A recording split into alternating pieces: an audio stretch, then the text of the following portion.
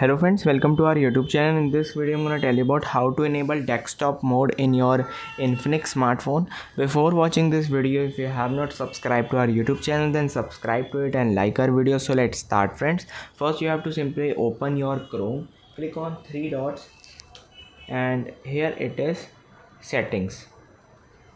Click on settings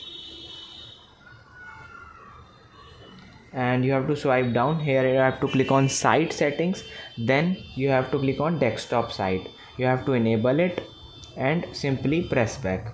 You have to open any of the app, any of the website. It will show in desktop view, and if you want to come in a mobile view, click on three dots. Here it is desktop site. You have to disable it and it will be in mobile view.